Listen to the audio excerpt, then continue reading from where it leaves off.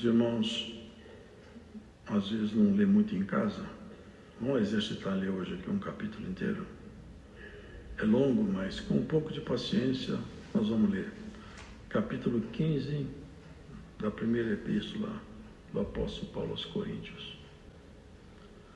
E também vos notifico, irmãos, o evangelho que já vos tenho anunciado, o qual também recebestes, e no qual também permaneceis, pelo qual também sois salvos, se o retiverdes tal como vou tenho anunciado, se não é que crestes em vão. Porque primeiramente vos entreguei o que também recebi, que Cristo morreu por nossos pecados, segundo as Escrituras, e que foi sepultado e que ressuscitou ao terceiro dia, segundo as Escrituras, e que foi visto por Cefas e depois pelos 12. Depois foi visto uma vez por mais de 500 irmãos, dos quais vive ainda a maior parte, mas alguns já dormem também.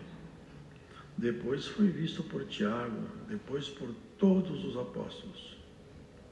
E por derradeiro de todos me apareceu também a mim, como a um abortivo. Porque eu sou o menor dos apóstolos, que não sou digno de ser chamado apóstolo, pois que persegui a igreja de Deus. Mas pela graça de Deus sou o que sou, e a sua graça para comigo não foi vã. Antes trabalhei muito mais do que todos eles. Todavia não eu, mas a graça de Deus que está comigo.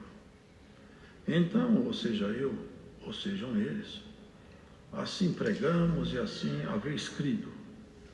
Ora, se prega que Cristo ressuscitou dos mortos, como dizem alguns dentre vós que não há ressurreição de mortos? E se não há ressurreição de mortos, também Cristo não ressuscitou. E se Cristo não ressuscitou, logo é vã a nossa pregação, e também é vã a vossa fé. E assim somos também considerados como falsas testemunhas de Deus, pois testificamos de Deus que ressuscitou a Cristo, ao qual, porém, não ressuscitou, se na verdade os mortos não ressuscitam. Porque se os mortos não ressuscitam, também Cristo não ressuscitou. E se Cristo não ressuscitou, é vã a vossa fé, e ainda permaneceis nos vossos pecados. E também os que dormirem em Cristo estão perdidos. Se esperamos em Cristo só nesta vida, somos os mais miseráveis de todos os homens. Mas agora Cristo ressuscitou dos mortos e foi feito as primícias dos que dormem. Porque assim como a morte veio por um homem, também a ressurreição dos mortos veio por um homem. Porque assim como todos morrem em Adão, assim também todos serão vivificados em Cristo. Mas cada um por sua ordem. Cristo, as primícias, depois os que são de Cristo na sua vida. Depois virá o fim, quando tiver entregado a mão a Deus, ao Pai, quando houver aniquilado todo o império e toda potestade e força, porque convém que reine até que haja posto a todos os inimigos debaixo de seus pés.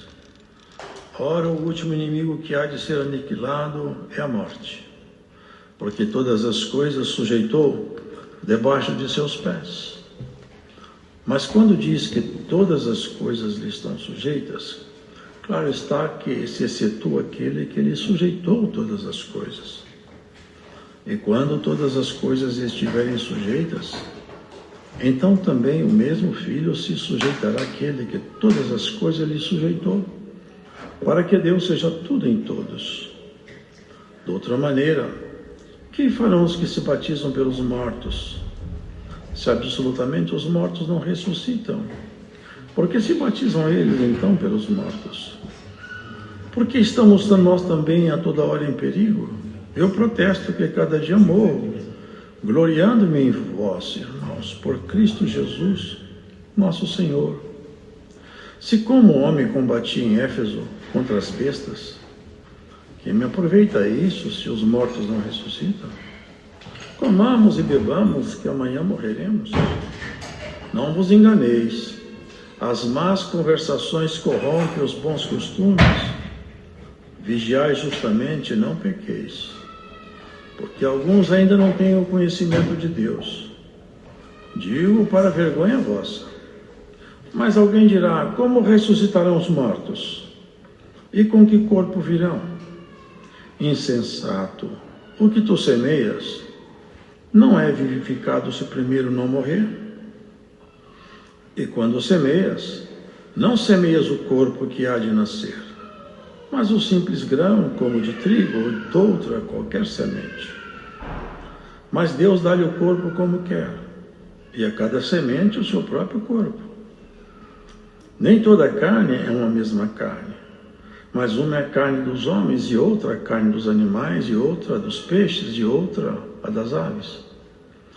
E há corpos celestes e corpos terrestres, mas uma é a glória dos celestes e outra a dos terrestres. Uma é a glória do sol, e outra a glória da lua, e outra a glória das estrelas, porque uma estrela difere em glória de outra estrela. Assim também a ressurreição dos mortos. Semeia-se o corpo em corrupção, ressuscitará em incorrupção. Semeia-se em ignomínia, ressuscitará em glória. Semeia-se em fraqueza, ressuscitará com vigor. Semeia-se corpo animal, ressuscitará corpo espiritual. Se há corpo animal, há também corpo espiritual. Assim está também escrito: o primeiro homem, Adão, foi feito em alma vivente, o último Adão em espírito vivificante. Mas não é primeiro o espiritual, senão o animal, depois o espiritual. O primeiro homem da terra é terreno, o segundo homem, o Senhor, é do céu. Qual o terreno, tais são também os terrenos. E qual o celestial, tais também os celestiais. E assim como trouxemos a imagem do terreno, assim traremos também a imagem do celestial. E agora digo isso, irmãos, que a carne e o sangue não podem herdar o reino de Deus, nem a corrupção herda a incorrupção. Eis aqui vos digo um mistério. Na verdade, nem todos dormiremos, mas todos seremos transformados. No momento, no abrir e fechar de olhos, ante a última trombeta, porque a trombeta soará, e os mortos ressuscitarão incorruptíveis, e nós seremos transformados. Porque convém que isto que é corruptível se revista da incorruptibilidade, e que isto que é mortal se revista da imortalidade. E quando isso que é corruptível se revestir da incorruptibilidade, isso que é mortal se revestir da imortalidade, então cumprir-se-á a palavra que está escrita: tragada foi a morte na vitória. Onde está, ó morte, o teu aguilhão? Onde está, ó inferno, a tua vitória? Ora, o aguilhão da morte é o pecado, e a força do pecado é a lei. Mas graças a Deus que nos dá a vitória por nosso Senhor Jesus Cristo. Portanto, meus amados irmãos, sede firmes e constantes, sempre abundantes na obra do Senhor, sabendo que o vosso trabalho não é vão no Senhor. Amém.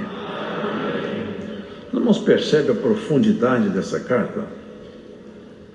Isso aqui é algo profundíssimo, maravilhoso, que deveria esclarecer muitas dúvidas. E Paulo não escreveu à toa, porque o Espírito de Deus o inspirou. Um grande combate. O combate estava ali em Corinto. Polêmica da ressurreição, guerra, e como seria. E outros não acreditavam também que houvesse ressurreição. E ele começa a discorrer sobre essa matéria. Vamos ver quanto tempo nos resta, mas ele começa a discorrer, explicando aqui, irmãos, que ele tem um evangelho que ele anuncia. O evangelho, eles não sabem, é a boa nova de Jesus Cristo, que é composta pela Escritura do Novo Testamento, é o Evangelho. O Evangelho são todas essas coisas maravilhosas que estão contidas na palavra de Deus. E ele tinha essas coisas para anunciar. E ele começou dizendo assim: olha, preste atenção nisso, irmãos. Também vos notifico, irmãos, o Evangelho que já vos tenho anunciado, o qual também recebeste e no qual também permaneceis, pelo qual também sois salvos, se o retiverdes tal como vou-lo tenho anunciado. Vocês entendem isso aqui? Seremos salvos pela graça mediante a fé. E a graça nos chega pelo Evangelho. Se nós mantivermos como Ele é, porque Ele fala: primeiramente eu vos entreguei o que também recebi, que Cristo morreu por nossos pecados segundo as Escrituras. Então Ele está dando o selo do Evangelho e o poder que Ele tem. A palavra de Deus é poderosa. Na oração foi falado sobre o poder da palavra de Deus. Ela é poderosa. E ela se fez aqui uma escritura por intermédio desses homens santos. E ele fala, vou tentar resumir o máximo que eu puder. Olha, vocês estão tendo dúvida da ressurreição? Eu quero falar para vocês uma coisa. Jesus Cristo ressuscitou e eu tenho testemunhas dessa ressurreição. Primeiramente, Pedro, os apóstolos, depois Tiago. Tiago era irmão carnal de Jesus. Ele converteu-se. Jesus apresentou-se diante dele, se tornou um homem importante junto daquele grupo de Jerusalém. E assim, ele vai falando, depois fala, mais de 500 irmãos são testemunhas, e naquele tempo, dos quais a maioria ainda vive, porque naquele tempo eles estavam vivos, hoje não estão mais. São mais de 500 testemunhas. Eu anuncio uma doutrina que não é para ser colocada em dúvida. A ressurreição é real. Agora, aqui tem coisas maravilhosas acerca da ressurreição. Quer ver? E ele fala, se coloca bem atrás, mas coloca a graça bem à frente. Fala, o último que Jesus apareceu para ele foi para mim. Sabe o que é abortivo? O aborto é uma criança que a mãe não quis, ou o organismo rejeitou, pela biologia da mulher. Mas geralmente aqui no trato é referente àquelas pessoas que são rejeitadas pela mãe. Ele fala, ele apareceu para mim como se eu fosse um filho abortivo, que não tivesse valor nenhum, porque eu sou o último dos apóstolos. Tem muitos primeiro do que eu sou o último, porque eu persegui a igreja. Mas tem uma coisa, depois que a graça entrou em mim, agora ele já não fala de si mesmo, ele fala da graça. Ele fala assim, trabalhei mais do que todo mundo, todavia não eu, mas a graça de Deus que está em mim. É o poder de Deus que se fez presente em mim. E se esse mesmo poder se fizer presente em você, transforma de forma definitiva a sua e a minha vida. Então ele começa explicando o Evangelho, o poder do Evangelho, a realidade da ressurreição, e falando para os irmãos de Corinto, não saiam desses marcos, porque se vocês saírem, vocês vão perder a salvação de vocês, é vã a vossa fé. Agora ele vai explicando. Eles estão dizendo que não tem ressurreição, para nós chegar no cerne dessa palavra. Prestem atenção, se não tem ressurreição, vocês estão perdidos. Nós estamos perdidos. Deu tudo errado. Se não tem ressurreição, naturalmente Cristo não pode ter ressuscitado. E se ele não ressuscitou, nós perdemos o tempo, eles perderam a esperança e tudo acabou. Porque isso eram os argumentos que estavam dentro de Corinto, uma região ali que estava assediada pelos filósofos da Grécia. Mas, se Cristo ressuscitou, e ele ressuscitou, então vamos tratar a matéria da ressurreição. É aí que ele vai tratando. Aqui ele fala, o pecado veio para um homem, Adão. A porta de entrada no Éden foi Eva, Adão, e Adão abriu a porta para o pecado. E o pecado assolou e assola a humanidade até hoje, tornando o ser humano inimigo de Deus, não permitindo que um ser humano se aproxime de Deus, que o pecado é uma afronta contra a santidade divina. Quem vive em pecado não tem condição de ter convívio com Deus, nem pode receber o Espírito Santo. É uma lástima. É um problema sem conserto natural.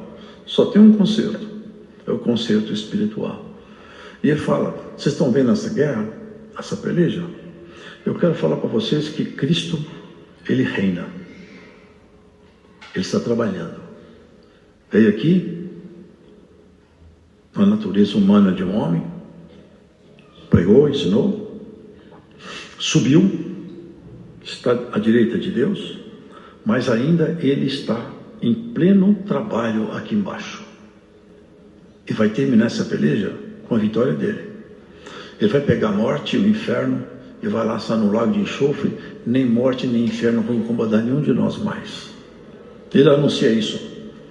Olha, porque assim como a morte veio por um homem só, também a ressurreição dos mortos veio por um homem só. Porque assim como todos morrem em Adão, assim também todos serão vivificados em Cristo. E depois virá o fim, quando tiver entregado o reino a Deus, ao Pai, e quando houver aniquilado todo o império e toda potestade e força. Porque convém que reine até que haja posto todos os inimigos debaixo de seus pés. O último inimigo que há de ser aniquilado é a morte. Aqui, ele está lançando um olhar lá na frente nessa batalha que transcende tudo que o homem conhece. Uma batalha que eu não vou chamar de cósmica, porque ela não é cósmica. Ela é espiritual, ela está muito acima desse cosmo. É uma batalha espiritual. Jesus batalha contra o dragão por intermédio da igreja. A igreja são os vasos de combate de Cristo. Vai terminar essa guerra, quando terminar tudo isso aqui, ele vai sujeitar debaixo dos pés. Antigamente o rei, Deus falou isso com Abraão, põe o pescoço desse rei debaixo do seu pé. Ele pôs, assim eu vou colocar teus inimigos debaixo dos teus pés. Assim Jesus Cristo vai fazer com todos os inimigos, com o inferno, com a morte, Satanás e seus asseclas, todos debaixo do seu pé. Sabe o que é o pé de Cristo? É a igreja. Está escrito, Cristo vai esmagar Satanás debaixo do pé da igreja. Isso é que ele está fazendo. Cada tempo que passa, cada combate, cada tentação, cada resistência de um irmão, de irmã, é uma guerra que o céu anuncia a vitória. E ele se alegra. Por quê? Porque ao final dessa batalha vai se descortinar todo o mistério de Deus. Irmãos, prestem atenção, porque eu não tenho muito tempo. Olha aqui. Primeiro ele condena aqueles hipócritas que falavam que não tinha ressurreição. Assim, olha o que ele fala aqui. Vou fazer uma breve discorrimento sobre isso aqui. Por que se batiza ele pelos mortos? Os irmãos entendem isso aqui? Entre eles, não entre os irmãos, entre aquele povo lá de Corinto. E tem alguma religião que faz isso ainda. Morreu meu avô, meu pai, minha mãe, seja quem for, mas ela não batizou. Então peço para um pastor, me batiza, mas eu estou batizando agora em nome do meu pai, para perdoar o pecado dele. Isso aqui não tem nada de escritural nisso, aqui é um absurdo, mas eles faziam isso. Se batizavam pelos mortos. Tem uma religião que faz isso aqui ainda. Eles tomavam o lugar daquele morto e era batizado para aquele morto ser perdoado pelo batismo que ele faria naquele nome. Se vocês não creem em ressurreição, por que vocês estão fazendo isso aí? Vocês podiam parar com isso também. Porque se não tem ressurreição, vocês estão perdendo o seu tempo. Não vos enganeis, as más conversações corrompem os bons costumes. Vocês estão sendo trabalhados pelo inimigo na forma dessas filosofias. Agora, aqui que vem uma matéria muito maravilhosa. Como ressuscitarão os mortos? Porque isso aqui, irmãos, no nosso meio, ainda é motivo de muito debate, mas eu não vou interpretar nada, vou apenas ler. Vocês interpretam, vocês façam as suas próprias interpretações. Como ressuscitarão os mortos? Ele pergunta, irmão, como que você vai ressuscitar? Como será você? Como será você, irmão, quando você ressuscitar? Ele está perguntando, olha o que ele fala. Quando semeias, não semeia o corpo que há de nascer. Você está vendo que não precisa de interpretação? Mas o simples grão, como de trigo e de outra qualquer semente. Você semeia uma sementinha, ela morre. Porque para ser semeada é porque ela tem que morrer. Então você põe uma semente, você mata uma semente enterrada. Aquela semente morta, ela brota, tem uma força vital naquela semente, na biologia que Deus criou, ela rompe a terra e nasce uma árvore. Essa árvore não é semente, é árvore. Não se parece com a semente. É isso que ele está dizendo. Você planta uma semente de abacate, não nasce semente de abacate, nasce um pé de abacate. Você planta uma tâmara, não nasce semente de tâmara, nasce uma tâmara, uma tamareira. E ela não parece com a semente. Olha o que ele está falando. Mas Deus dá-lhe o corpo como quer, a cada semente o seu próprio corpo. E há corpos celestes e corpos terrestres. Mas uma é a glória dos celestes e outra dos terrestres. Ele está falando que tem os corpos dos anjos, estão lá. São anjos, são seres etéreos. E tem os corpos dos homens. Uma é a glória do sol, e outra é a glória da lua, e outra é a glória das estrelas. Porque uma estrela difere em glória de outras estrelas. Está dizendo o seguinte, até lá em cima, todos estão em luz, todos estão felizes, mas tem uns que têm um brilho diferente do outro. É tanto que tem, a palavra fala querubim, serafim, todos estão felizes, ninguém se sente inferior, mas tem graduação diferente. Assim também é a ressurreição dos corpos. Semeia-se um corpo em corrupção, o corpo se corrompe, põe o corpo no pó, vem os micro-organismos, atacam. Ninguém quer olhar um corpo em decomposição, sabe por quê? Está em corrupção, é horrível. Mas quando for ressuscitar, o corpo que vai ressuscitar nunca mais pode entrar em corrupção, é outra natureza. Semeia-se em ignomínia, ressuscitará em glória. Semeia-se em fraqueza, ressuscitará em vigor. Semeia-se corpo animal. Olha o que está escrito aqui, irmãos. Eu não vou interpretar, vocês avaliem. Semeia-se corpo animal, ressuscitará corpo espiritual. O que vocês acham disso? Vós sereis semelhante aos anjos. No céu não tem sexo, não. Sexo é coisa aqui embaixo de animal.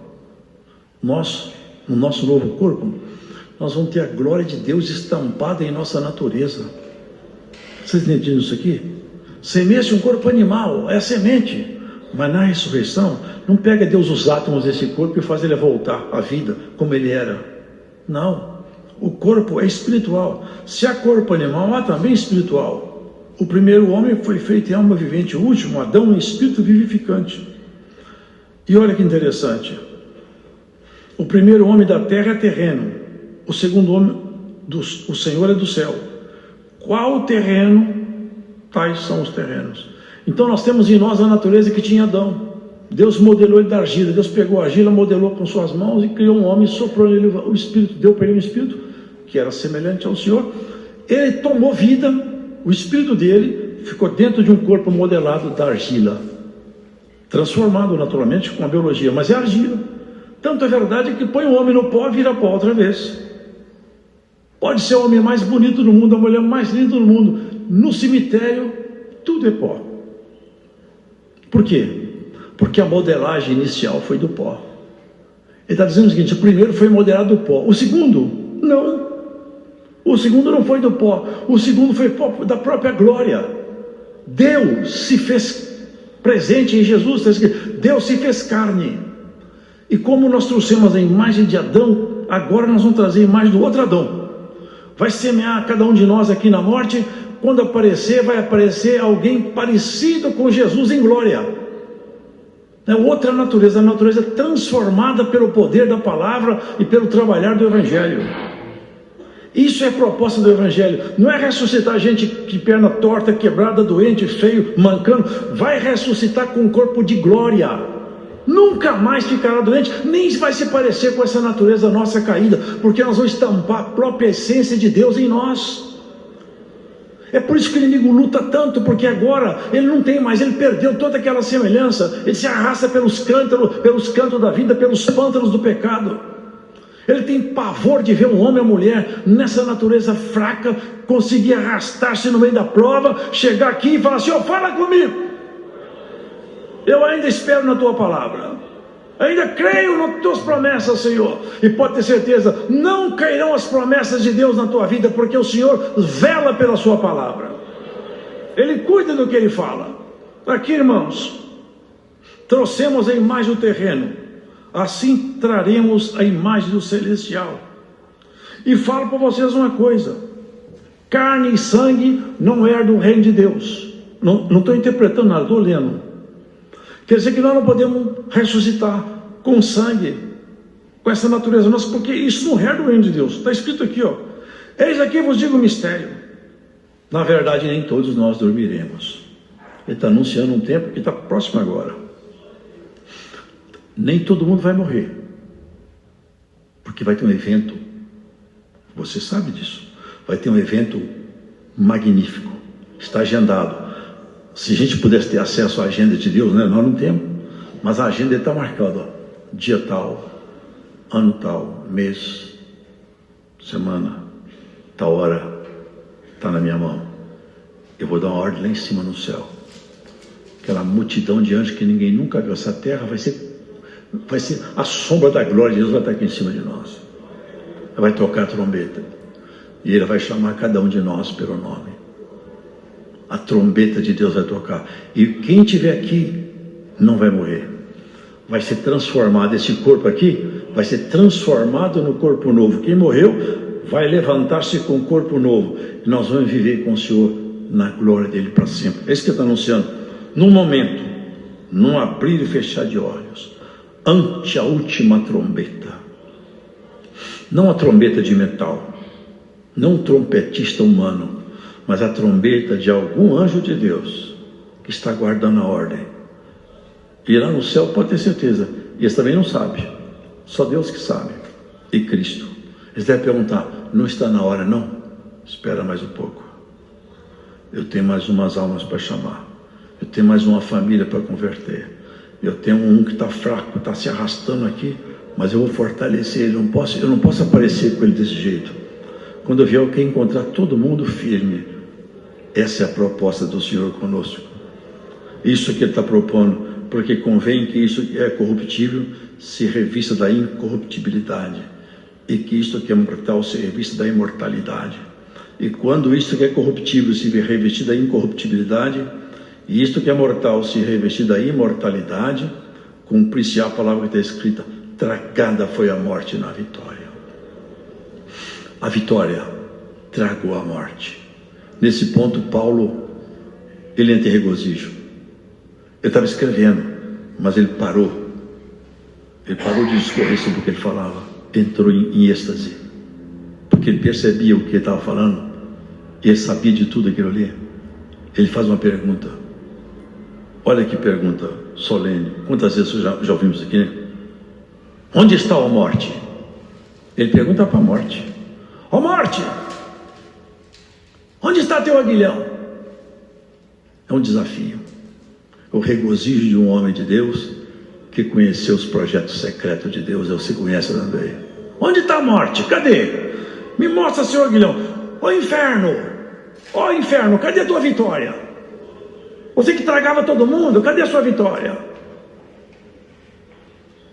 A força, olha, o aguilhão da morte é o pecado, e a força do pecado é a lei, mas graças a Deus que nos dá vitória por nosso Senhor Jesus Cristo. É o desafio de Paulo. Ó inferno, ele não fala para o inferno, é os habitantes de lá. Ó espíritos que habitam no inferno, cadê a vitória de vocês, que vocês pensavam que ia vencer a guerra? Ó morte, você achou que ia dominar o ser humano? Cadê a sua vitória? Jesus Cristo está vindo, chegando com a trombeta aí, e vai acabar com essa festa suas. Quando Jesus chegar, o inferno, a morte, os demônios, os homens do mal vão se esconder num canto qualquer, gemendo com medo, e esse povo vai entrar em regozijo. Já pensaram o que é receber um corpo de glória? Nós não sabemos o que é isso, irmão. Nós não sabemos.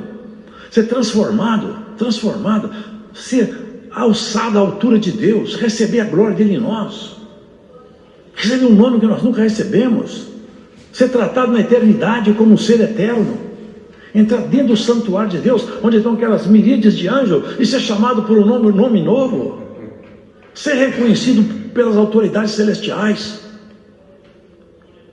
É a guerra que está estabelecida. Ele já andou por lá, já conheceu coisas maravilhosas e não anda lá mais. Anda nos pântanos. E quando ele vê cada um de vocês caminhando, ainda ele tem a esperança de tirar do foco da salvação. Ele não para, ele insiste. Mas o Espírito de Deus anuncia: força virá sobre ti, e a mão do Altíssimo te socorrerá. Ainda que o inferno te anuncie uma derrota, o Espírito de Deus te anuncia: o Senhor te ajudará. Por vales difíceis, por lugares escorregadios, você já passou e seu pé não escorregou. A lança do mal já foi bramindo na sua direção, como aquele... Vocês lembram de Saul, na casa quando Davi estava indo na casa de Saul? Saul pegou a lança, e ele era bom de guerra, hein? Ele jogou uma lança em Davi, a lança ia cravar no peito de Davi, mas Deus deu agilidade a Davi, a lança cravou na parede de madeira e ficou presa na madeira. A lança não atravessou o peito de Davi, a lança não vai atravessar teu peito e você vai glorificar Deus. Tem lanças bramindo na sua direção, mas não vão te atingir. Sabe por quê? Você vai ver o dia do Senhor. Eu quero ver também a trombeta, a voz de Deus, o novo corpo. Ser crente não é isso aí, sabe? Não é ficar buscando apenas uma liturgia, não. É a realidade da vida.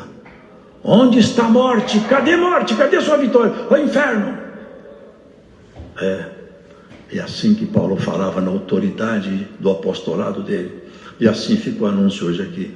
Deus te chamou para vivenciar a glória dele na plenitude dos seus espaços celestiais. Não se assuste com o vento, não tenha medo. Deus está contigo, vai te ajudar, tem te ajudado, tem te suportado e a mim, tem tolerado as nossas deficiências, que são muitas. E o amor é tão grande que pode ter certeza, ele vai te ajudar a vencer cada deficiência, até que você chegue lá na porta, bonito, para poder partir daqui. Quem vai num casamento, somente as mulheres, né? A noiva, então, era a atração do casamento. Todo mundo fica esperando entrar a noiva. Ela vem bonita, vem de vestes brancas, tem até umas músicas, uma marcha nupcial, depende do... Ela é a atração. Todo mundo fica esperando. Você sabia que tem uma núpcia para acontecer lá no céu, que está todo mundo esperando a noiva chegar? O noivo já está com tudo preparado. E a noiva está aqui, é a igreja. Vai ter uma festa muito grande. E esse noivo já vem saltando pelos outeiros e pelos montes. Como diz lá em Cantares, ele é todo rubicundo, meu amado é maravilhoso. E a esposa tem que ser maravilhosa, tem que estar preparada. Ele vem vindo aí, vai ser um encontro celestial. Essa noiva entrando na glória, debaixo daquela guarda celestial. E o noivo abraçando essa noiva. É a festa que começa e não acaba. Aqui toda a festa acaba, e sempre acaba, dependendo da festa, com ressaca, com tristeza. Essa festa começa e não acaba mais. Glórias a Deus. Deus seja louvado. Vamos orar a Deus.